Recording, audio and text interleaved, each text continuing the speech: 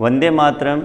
मैं भागीरथ सिंह राठौड़ विद्या भारती की ओर से संचालित भौतिक विज्ञान की इस ऑनलाइन कक्षा में आप सभी विद्यार्थियों का तहे दिल से स्वागत करता हूं।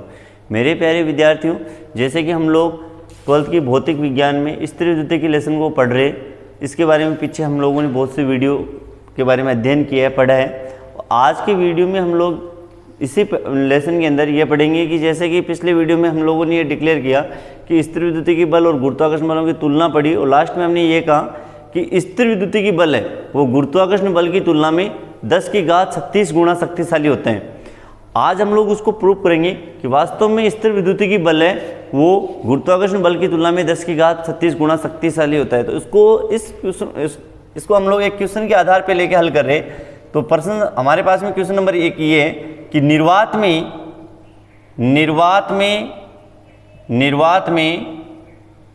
दो प्रोटॉन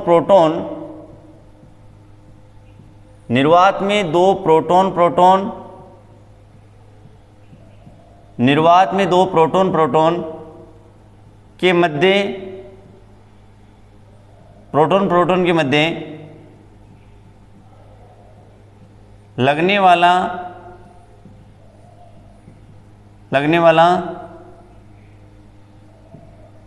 स्थिर विद्युतीय निर्वात में दो प्रोटॉन के मध्य लगने वाला स्थिर विद्युतीय तथा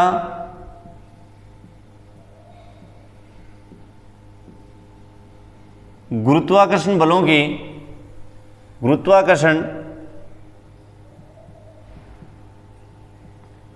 बलों की तुलना कीजिए। जैसे कि पिछली वीडियो में हम लोगों ने ये पढ़ा है कि स्थिर विद्युतीय बल है वो गुरुत्वाकर्षण बल की तुलना में 10⁻36 गुना शक्तिशाली होता है। आखिरकार वो वास्तव में 10⁻36 गुना शक्तिशाली होता है। इस चीज को हम लोग प्रूव करेंगे इस क्वेश्चन के आधार पे कि निर्वात में दो प्रोटॉन के मध्य लगने वाला स्थिर विद्युतीय तथा गुरुत्वाकर्षण बलों की तुलना कीजिए। तो स्टेप फर्स्ट सबसे पहले हम लोग ये लिखेंगे कि दो प्रोटॉन के मध्य लगने वाला स्थिर विद्युतीय बल दो प्रोटॉन के मध्य लगने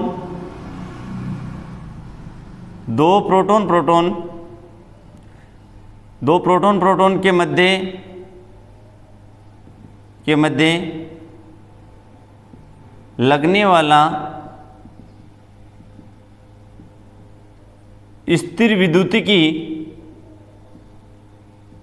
स्थिर विद्युतीय बल। दो प्रोटॉन के मध्य कितना स्थिर विद्युतीय बल लगता है वो निकालेंगे। तो स्थिर विद्युतीय बल कितना होगा, वो होगा कूलाम नियम के अनुसार Fe बराबर K Q1 Q2 बटा R²। इस सूत्र से निकालेंगे। यहाँ पे जरा लिखेंगे Fe बराबर K का मान होता है वो होता है 9 × 10⁹। Q1 का मतलब आवेश है, हमारे पास में दो प्रोटॉन है। ये प्रोटॉन फर्स्ट है, दूसरा प्रोटॉन, और दोनों प्रोटॉन r दूरी पे माना कि रखा गए। तो दोनों प्रोटॉन के मध्य कितना तो स्थिर विद्युतीय बल लगेगा और कितना गुरुत्वाकर्षण बल लगेगा वो निकालेंगे। तो सबसे पहले स्थिर विद्युतीय बल निकाले तो वो होगा Fe बराबर K का मान तो होगा 9 × 10⁹। Q1 का मतलब आवेश किस पे, प्रोटॉन पे। तो प्रोटॉन पे आवेश है वो होता है 1.6 × 10⁻⁻19 कूलाम। तो प्रोटॉन पे आवेश, और Q2 का मान भी इतना ही होगा। तो इसका मान आ जाएगा 1.6 × 10⁻⁻19 का होल स्क्वायर बटा R²। ये हमारे पास में आ जाएगा दो प्रोटॉन के मध्य लगने वाला स्थिर विद्युतीय बल, यानी दो प्रोटॉन के मध्य लगने वाला स्थिर विद्युतीय बल। इसके पश्चात स्टेप सेकंड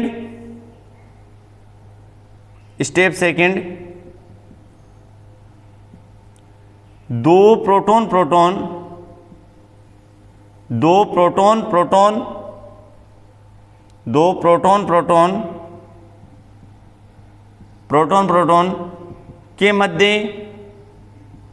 के मध्य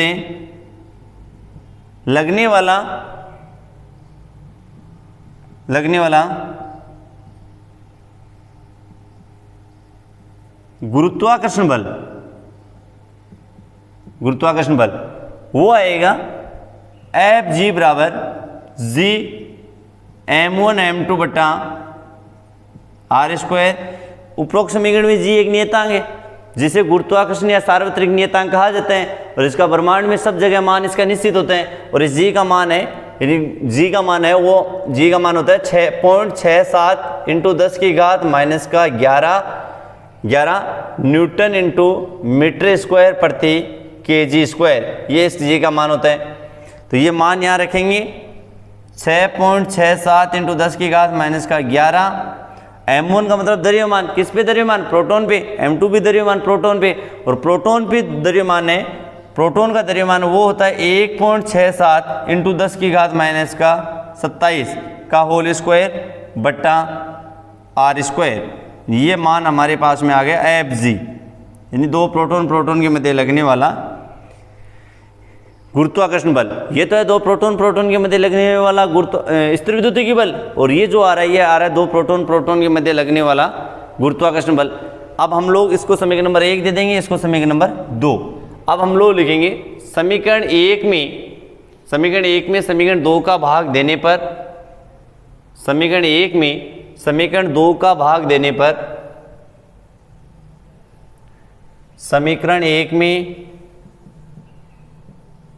समीकरण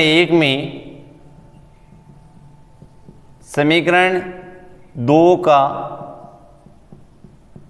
भाग देने पे क्या रिजल्ट आएगा वो हमारे पास में आएगा Fe बटा Fg बराबर, Fe का मान आ रहा है 9 इंटू 10 की घात 9 और 1.6 इंटू 10 की घात माइनस का 19 का होल स्क्वायर बट्टा आर स्क्वायर। और जो Fg का मान है वो यहाँ पे भाग का निशान लगाएंगे, भाग Fg का मान आ रहा है वो आ रहा है 6.67 इंटू 10 की घात माइनस का 11, कोष्टक में लिखेंगे 1.67 इंटू 10 की घात माइनस का 27 का होल स्क्वायर बट्टे आर स्क्वायर, ये मान आ जाएगा। इसके आगे जब हम लोग इस समीकरण को हल करेंगे तो इसका मान निम्नवत होगा, यानी संख्याओं को जब हम लोग हल करेंगे इसका मान, तो Fe बट्टा Fg बराबर 9 इंटू 10 की घात 9 और 1.6 इंटू 10 की घात माइनस का 19 का होल स्क्वायर बट्टे आर स्क्वायर। यहाँ भाग के स्थान में गुणा का निशान, संख्या को इंटरचेंज कर दो, ऊपर है वो नीचे वाली ऊपर चली जाएगी, तो आर स्क्वायर और 6.67 इंटू 10 की घात माइनस का 11 और 1.67 इंटू 10 की घात माइनस का 27 का होल स्क्वायर। इन संख्याओं को हल कर देंगे। जब इस पूरी संख्याओं के मान को जब हम लोग हल करेंगे तो इसका जो मान है आगे हम लोग इसको इस प्रकार 9 इंटू 10 की घात 9 और ये मान आ जाएगा, इसका जो मान है वो आ जाएगा हमारे पास में 1.6 इंटू 1.6 और 10 की घात माइनस का 11 और 10 की घात माइनस के 11 आधार समान है, घाते जुड़ जाते हैं, इसको लिख देंगे 10 की घात माइनस का 22। और इसी प्रकार से जब इस मान को नीचे वाले मान को हम लोग हल करेंगे तो ये मान आएगा 6.67 इंटू 10 की घात माइनस का 11। यहाँ पे जो मान है 1.6 इंटू 10 की घात माइनस 19 है, यहाँ भूल से लिखा गया 11, 19 है ये, तो यहाँ पे जो ये मान होगा 10 की घात माइनस 19 और 10 की, तो यहाँ पे मान आएगा 10 की घात माइनस के 38। और जब हम लोग इसको मान को हल करेंगे 6.67 इंटू 10 की घात माइनस का 11 इंटू 1.67 इंटू 10 की घात माइनस के 27 का होल स्क्वायर, और इस मान को हल करेंगे 9 इंटू 10 की घात 9 और 1.6 इंटू 1.6 इंटू 10 की घात माइनस का 38, और बट्टे में जब हम लोग इस मान को हल करेंगे तो 6.67 इंटू 10 की घात माइनस का 11 इंटू 1.67 और 1.67 10 की घात माइनस 27 और 10 की घात माइनस 27, ये लिख देंगे 10 की घात माइनस के 54। जब इस पूरे मान को हल करेंगे तो इसका मान ही आएगा हमारे पास में 1.24 इंटू 10 की घात 36 Fe बटा Fg। जब हम लोग इसको वज्र गुणा करके इस मान को हल करेंगे तो इसका मान ये आएगा हमारे पास में Fe बराबर 1.24 इंटू 10 की घात 36 Fg। इस उपरोक्त समीकरण से यह डिक्लेयर हो जाएगा कि स्थिर विद्युतीय बल है वो गुरुत्वाकर्षण बल की तुलना में 1.24 इंटू 10 की घात 36 गुना शक्तिशाली होता है। तो हमारा जो मेन पर्पस था, उद्देश्य था, वो ये था कि हम लोगों ने स्थिर विद्युतीय बल और गुरुत्वाकर्षण बल के अंदर फोर्थ जो अंतर पढ़ा वो ये पढ़ा कि स्थिर विद्युतीय बल है वो गुरुत्वाकर्षण बल की तुलना में 10 की घात 36 गुना शक्तिशाली होते हैं। तो इस प्रकार से इस क्वेश्चन की सहायता से हम लोगों ने ये डिक्लेयर कर दिया है कि वास्तव में स्थिर विद्युतीय बल है वो गुरुत्वाकर्षण बल की तुलना में 1.24 इंटू 10 की घात 36 गुना शक्तिशाली होते हैं। इसके पश्चात हम लोग जो अगला जो टॉपिक पढ़ेंगे वो ये कि बहुल आवेशों के बीच अध्यारोपण का सिद्धांत, बहुल आवेशों के बीच बहुल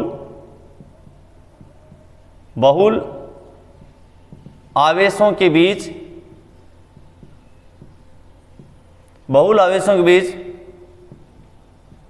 बल अध्यारोपण का सिद्धांत,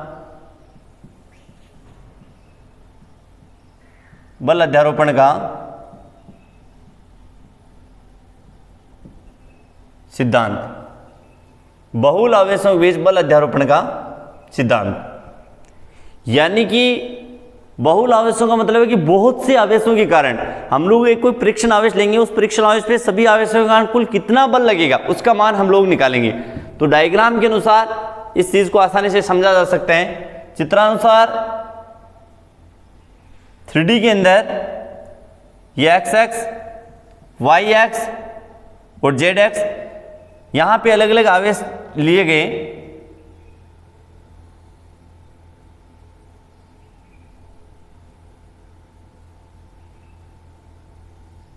जैसे कि मान लो ये A बिंदु है, यहां पे Q1 आवेश रखा गया है, ये दूसरा बिंदु है, यहां पे Q2 आवेश रखा गया है, ये तीसरा बिंदु है, यहां पे Q3 आवेश रखा गया है, और ये मान लो बिंदु B है, यहाँ पे कोई परीक्षण आवेश Q0 रखा गया है, और लास्ट है ये Qn आवेश है।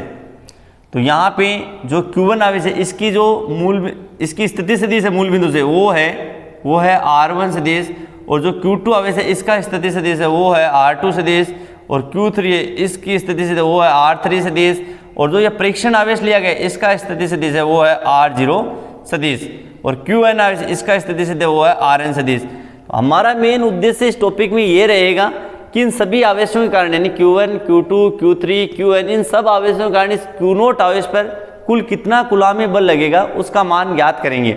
और अध्यारोपण के सिद्धांत के अनुसार, अध्यारोपण का सिद्धांत क्या कहता है? अध्यारोपण के सिद्धांत के अनुसार इन सभी आवेशों के कारण इस परीक्षण आवेश Q0 पर लगने वाला कुल कूलामी बल है, कुल कूलामी बल F सदिश है, वो इन सभी आवेशों के कारण अलग अलग सभी आवेशों के कारण यानी Q1 आवेश के कारण Q0 आवेश पर लगने वाला कूलामी बल, और Q0 आवेश के कारण Q2 आवेश के कारण Q0 आवेश पर लगने वाला कूलामी बल, और Q3 आवेश के कारण इस Q0 आवेश पर लगने वाला कूलामी बल के योग के तुल्य होता है। अर्थात अध्यारोपण के सिद्धांत के अनुसार इस परीक्षण आवेश Q0 आवेश पर लगने वाला कुल कूलामी बल है उसका मान इन सभी आवेशों के कारण अलग अलग Q0 आवेश पर लगने वाले बलों के योग के तुल्य होगा। अर्थात इन सब आवेशों के कारण Q1, Q2, Q3, Qn इन सभी आवेशों के कारण Q0 आवेश पर लगने वाला कुल कूलामी बल F सदिश बराबर होगा F01 सदिश प्लस F02 सदिश प्लस F03 सदिश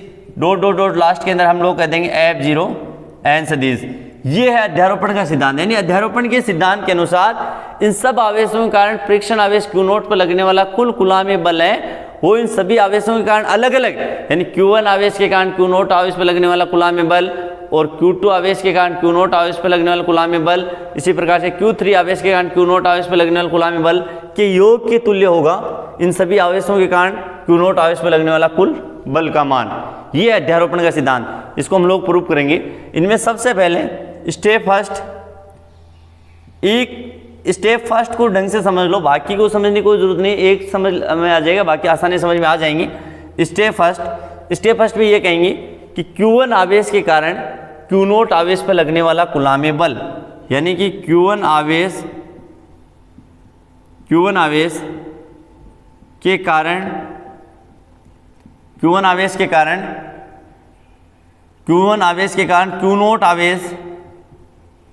Q0 आवेश पर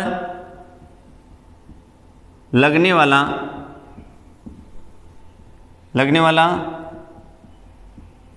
कुलामी बल। अब जरा ध्यान से इसको अलग डायग्राम की सहायता से आप समझ सकते हो, दोनों आवेशों को लेकर के ज़्यादा समझ में आएगा आपको।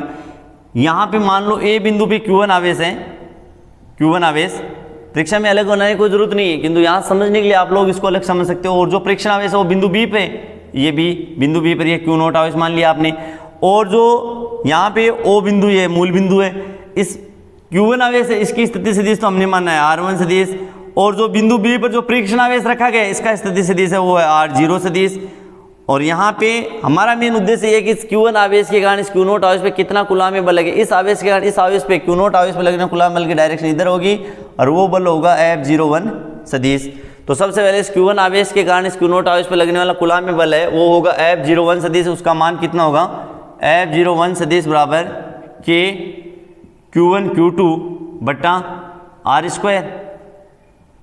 स्क्वायर, यानी कि सदिश के रूप में लिखेंगे। यहाँ पे लिखेंगे हम लोग R स्क्वायर, R के सूत्र ये होते हैं। तो इस सूत्र में यहाँ पे जब ये सूत्र लागू करेंगे तो इसका मान कितना आएगा, वही आएगा F01 सदिश के Q1 के स्थान पे यहाँ पे Q1 ही है, Q2 के स्थान पे जो दूसरा आवेश है परीक्षण आवेश है वो लिया गया Q0।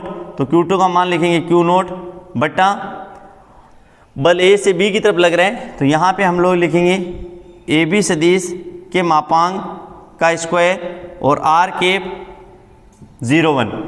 फिर जब इसके मान को हम लोग हल करेंगे आगे तो K Q1 Q2 और इस सूत्र को पीछे हम लोगों ने पढ़ा है, ये सूत्र AB सदिश है, AB सदिश के मापांक इसको हल करेंगे तो B का स्थिति सदिश माइनस A का स्थिति सदिश के मापांक का स्क्वायर और R के 01। जब हम लोग इसको हल करेंगे K Q1 और Q2 के स्थान पे यहाँ पे मान लिखेंगे Q0 और B का स्थिति सदिश है वो तो आ रहा है हमारे पास में R0 सदिश। तो R0 सदिश माइनस A का स्थिति वो है R1 सदिश के मापांक का स्क्वायर और R के 01 है, यह है इकाई सदिश और इसका सूत्र होता है सदिश तथा सदिश का परिमाण। तो सदिश तो हो जाएगा R0 सदिश माइनस R1 सदिश और जब इसका परिमाण लेंगे तो R0 सदिश माइनस R1 सदिश के मापांक। जब हम लोग इस मान को हल करेंगे तो इसका रिजल्ट हमारे पास में ये आएगा F01 सदिश बराबर मान ये आएगा K Q1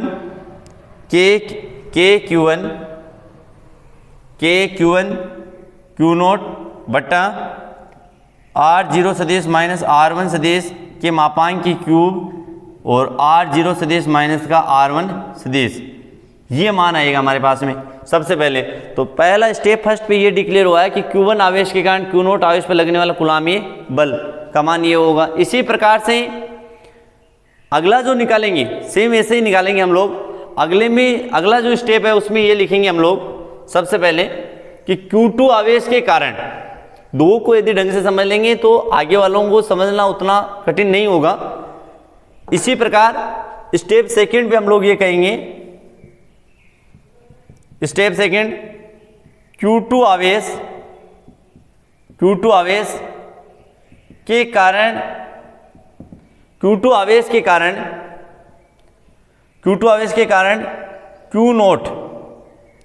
Q0 आवेश पर लगने वाला कुलामी बल, इसी सूत्र से समझा जा सकता है। यहां पे यदि हम लोग अलग से इसको समझेंगे तो यहां पे मान लो ये Q2 आवेश है, यहां जरूर नहीं ए बिंदु, आप लोग बी भी मान सकते हो, सी मान सकते हो। मान लो Q2 आवेश है वो बिंदु सी पर स्थित है और बिंदु बी पर परीक्षण आवेश Q0 है ही, और Q2 आवेश का स्थिति सदिश है वो R1 न कह करके हम लोग इसको कहते हैं कितना R2 सदिश कहेंगे, और परीक्षण आवेश इसका सदिश R0 है ही। और Q2 आवेश के कारण इस Q0 आवेश पे जो बल लगेगा उसकी डायरेक्शन इधर होगी सी से बी की तरफ और उसका मान होगा F02 सदिश। तो इसी सूत्र में लास्ट में जो F01 आया है हमें चेंज इतना ही करना है कि जब हम लोग डायरेक्ट इसका मान रखना चाहते हैं तो जहां पर 1 लिखा हुआ है वहां पे 2 लिख दो, वो आ जाएगा Q2 आवेश के कारण Q0 आवेश पे लगने वाला कुलामी बल। तो हम लोग इसको ऐसा कह देंगे F02 सदिश बराबर K, जहां पर केवल 1 है वहां पे 2 लिखना है तो Q1 के स्थान में लिख देंगे Q2 Q0 बटे R0 सदिश माइनस 1 के स्थान पे 2 लिखेंगे R2 सदिश की क्यूब और R0 सदिश माइनस है R2 सदिश। ये आ जाएगा हमारे पास में Q2 आवेश के कारण Q0 आवेश पर लगने वाला कूलामी बल। इसी प्रकार से थर्ड स्टेप पे हम लोग ये लिखेंगे इसी प्रकार सभी को निकालना कोई जरूरी नहीं है, सिर्फ दो को विस्तार से निकाल दो, बाकी को लिख देना इसी प्रकार से हम लोग लिखेंगे इसी प्रकार से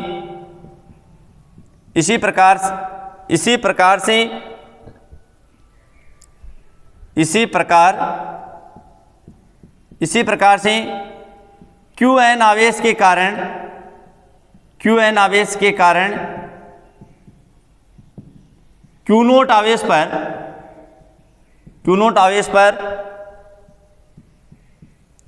पर लगने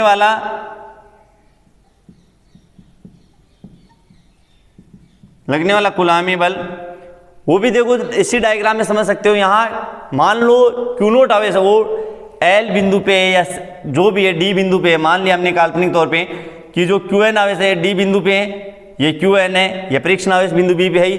अब इस Qn आवेश के कारण Q0 आवेश जो बोले उसकी डायरेक्शन इधर होगी, यानी D से B की तरफ होगी, और उसका मान होगा वो होगा F0n सदिश। तो डायरेक्ट हम लोग ये लिखेंगे इसी सूत्र में, जो फर्स्ट जो आया है इसी सूत्र में, जहाँ पे 1 है वहाँ पे n लिख दो, या इसमें जहाँ पे 2 लिखा है वहाँ पे n लिख दो। तो ये मान ये आ जाएगा हमारे पास में F0n सदिश बराबर के Qn Q0 बट्टा R0 सदिश माइनस 1 के स्थान पे n लिखेंगे माइनस Rn सदिश के मापांक की क्यूब लिखेंगे और R0 सदिश माइनस Rn सदिश। ये आ जाएगा n सदिश के कारण, यानी Qn सदिश के कारण Q0 आवेश पर लगने वाला कूलामी बल। इस प्रकार से अध्यारोपण के सिद्धांत के अनुसार इस परीक्षण आवेश पर लगने वाला कुल कूलामी बल है वो निम्नोत होगा, जो कि पिछले समीकरण में पढ़ा है, इसको हम लोग समीकरण नंबर 1 कह देंगे, इसको 2 कह देंगे, इसको 3 कह देंगे और इसको 4 नंबर कह देंगे। तो समीकरण 1 के अनुसार, अध्यारोपण के सिद्धांत के अनुसार कुल कूलामी बल का मान है वो निम्नोत होगा, यानी F बराबर होगा इस परीक्षण आवेश पर, यानी Q0 आवेश पर लगने वाले इन सभी आवेशों के कारण, यानी Q1 Q2 Q3 Qn, इन सब आवेशों के कारण इस परीक्षण आवेश पर लगने वाला कुल कूलामी बल ये होगा F बराबर होगा, F सदिश बराबर होगा F01 सदिश प्लस F02 सदिश प्लस F03 सदिश डॉट डॉट डॉट F0n सदिश। ये उपरोक्त मान है, ये समीकरण नंबर 1 में रखने पर, जब समीकरण नंबर 1 में उपरोक्त सभी मान रखेंगे तो कुल कूलामी बल का मान है वो निम्नोत हमारे पास में प्राप्त होगा, वो मान निम्नोत होगा। यानी हम लोग लिखेंगे F सदिश बराबर F01 सदिश का मान तो हमारे पास में ये आया K Q1 Q0 बट्टा R0 सदिश माइनस R1 सदिश के मापांक की क्यूब इंटू R0 सदिश माइनस R1 सदिश प्लस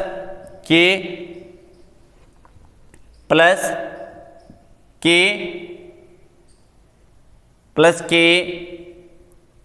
Q2 Q0 बटे में R0 सदिश माइनस R2 सदिश के मापांक की क्यूब R0 सदिश माइनस R2 सदिश प्लस K Q3 Q0 और बट्टे में हम लोग लिखेंगे इसको, वो मान हमारे पास में ये आ जाएगा K Q3 Q0 और बट्टे में ये लिखेंगे R0 सदिश माइनस R3 सदिश के मापांक की क्यूब और R0 सदिश माइनस है R3 सदिश, और लास्ट में लिखेंगे K Qn Q0 R0 सदिश माइनस है R0 सदिश माइनस है R0 सदिश माइनस Rn सदिश के मापांक की क्यूब और कोष्ठ में लिखेंगे R0 सदिश माइनस है Rn सदिश। इस प्रकार से जो ये उपरोक्त समीकरण आ रहा है ये है सभी आवेशों के कारण Q0 आवेश है, जो परीक्षण आवेश है उस पर लगने वाला कुल कूलामी बल।